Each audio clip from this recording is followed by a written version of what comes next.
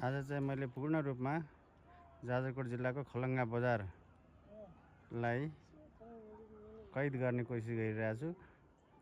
यो चाहिँ देखिने माथि सेतो भवन चाहिँ सेतो दरबार हो भने अलिकति तल चाहिँ रातो दरबार पनि देखिन्छ।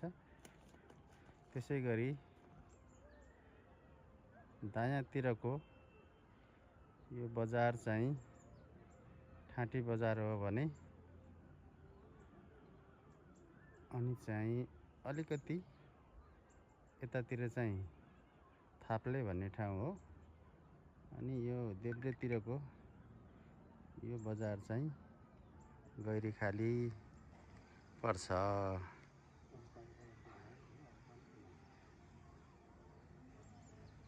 यति नै हो जाजरकोट जिल्लाको सदरमुकाम खलङ्गाको बजार।